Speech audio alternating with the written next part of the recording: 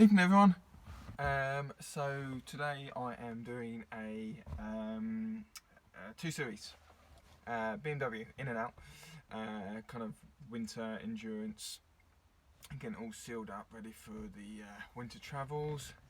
Well, obviously we're in December now, but winter runs from October through to March in Cornwall. But what I want to do, obviously inside, as you can see, hopefully the light's not too bad. We haven't got the lighting just right in here, but either way, we'll do what we can do. As you can see, leather interior, red. And I wanted to just kind of like go over a few bits and bobs that I do with interior and choices I've made and things I've learned, and specifically to do with leather and faded leather, which, you know, this leather is relatively faded. It's kind of like got like a bit of a matte finish to it. And it should be nice and shiny, and it's only where it just gets satin, obviously, and also dried out through the summer, and that's why it's important to put a good level of protection, clean it and protect it from UV light, which is pretty much the thing that fades your vinyl or your dashboard and stuff like that. And everyone's seen kind of dashboards and vinyl and in the inside, which is gone past kind of like the point of no return, where the UV has really kind of melted the substance that's made out of. So mainly what we're dealing with is like vinyl, rubber, and leather. Yeah. My go-to kind of cleaner, restorer. Because the finish I like is more of a natural finish. I like a bit of shine. I like it the durability to be good, but I don't like it to be sticky to touch. No one wants that. That's what you get from a lot of the cheaper stuff. But what I'm using, or I've been using for a long time, is the VRPs by Chemical Guys. Okay. As with everything, I don't kind of lean towards one manufacturer.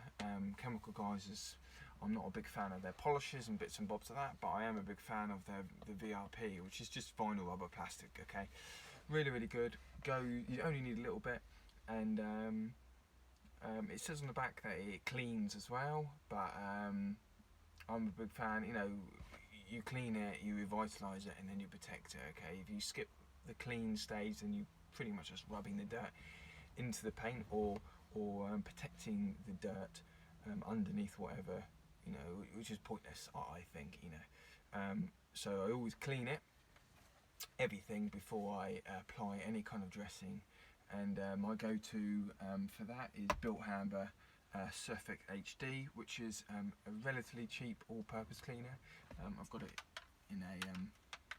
in a trigger gun here, but 5 litres, probably about 30 quid, and it breaks down 1 in 2,000, still active 1 in 2,000 particles. So you get a lot, and you can change it.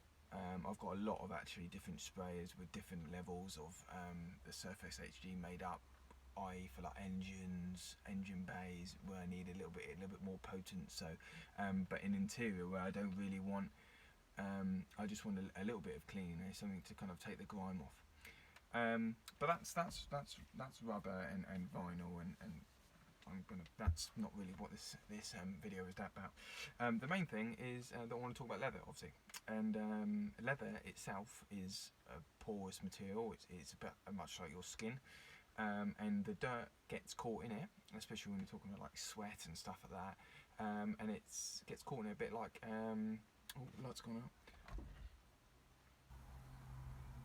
out. Bit like blackheads, blackheads in your skin. Okay, and you obviously need something to pull them out. They don't come out just kind of like by rubbing, really. And the way I do that is by using a steamer.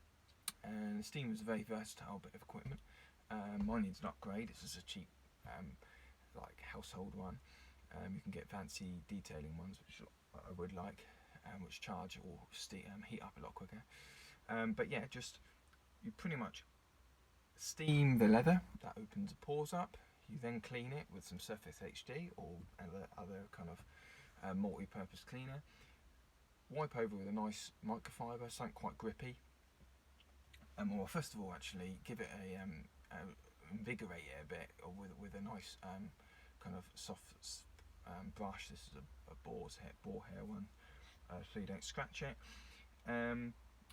And then wipe over with a nice kind of cloth, clean microfiber cloth. It's not quite grippy, like I said, and it will rip all of the dirt out. Okay, and then while the pores are still open, what I like to use, which I found to be the most effective and the most durable, is Meguiar's Ultimate Leather Balm. Okay, I've used quite a few other bits and bobs like Autofinesse in the past and Autogleam, bits and bobs of that, but their liquids I don't find them very good. They don't stick around for very long. They don't suck into the leather. Sometimes I have to do the leather twice. I might go back at the end and do it again just before I give it back to the client, because the leather will soak up. Same as the vinyl and stuff like that. Depending on how dry it is, it will soak up. And this gives a really nice kind of new leather shine, a lovely smell as well. Really nice. So yes, balm, leather balm. I always go for a balm instead of a liquid. Liquids are cheaper, but you get what you pay for. I don't know, that's probably mid-20s, £25 a pot. Lasts for a fair amount of time. But yeah, that's pretty much my little video. I'm gonna do a bit of steaming now, so you'll probably see me disappear into a cloud of smoke. But yeah, obviously with the steamer you've got to be pretty careful of getting anywhere in electronic, because it obviously is water, heated water. So any dashboard stuff you just stay well away from. And obviously you've got to be pretty careful of how close you get, because you're blasting it with near boiling water. But it's really good for cleaning. If used in a proper way, it can be really effective. And use it on I use it on door shuts and engine bays and anything where the standard kind of stuff isn't really working. It's quite good to get in and blast stuff out with. But yes, I'm just going to give it a good old spray, and then there we go.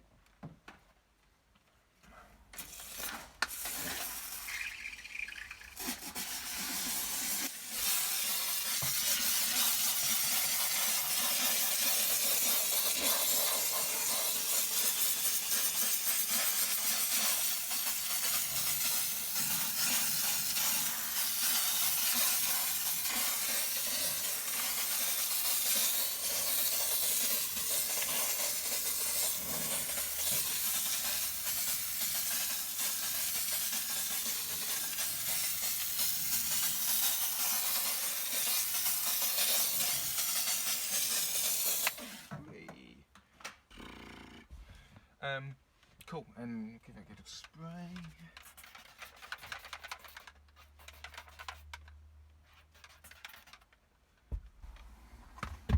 Foam up.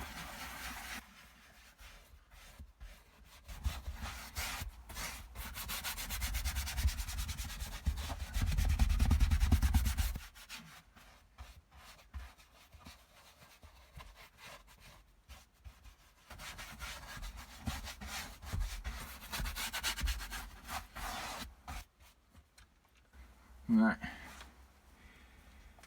God, I'll have to do this a bit quick time, because obviously it's going to cool down and the pores are going to shut. So wiping it all off. I mean, you can see it's taking a fair amount of dirt off. You see that? There's a little bit of red dye there as well, but nothing major. Okay.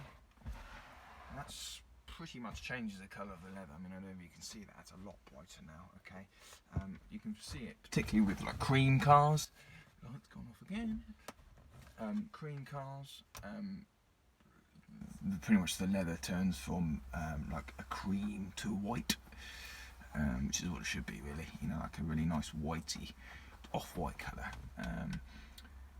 And yeah, smells lovely. This, and you just rub it in. Not too much, but you've got to be careful with stuff like cars with heated seats, or like the seats with the little holes in them, that obviously give off some kind of like heat or whatever. We don't want is to shove get loads of, because it's quite thick, which is why it's so effective.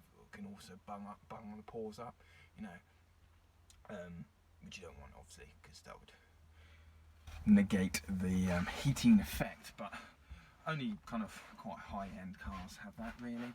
A lot of like the standard heated seats have like an element within them, so it just heats the underside of the car. It's not actually just like coming out at you. But yeah, that's it, man. That's that done. And like I said, I'll probably let that sink in, do the paint, or do the car, which I'm going to do the paint, and come back just before I kind of like finish, and then do all again. But yeah, should be really nice. Nice looking motor. Big fan of the leather seats actually. I've got kind of this colour in my Transporter with my Mobos, so Alfa Romeo seats. So yeah, not too bright. I like it. Anyway, hopefully that was, you got something from that, and stay tuned, and I'll catch you later. Bye bye.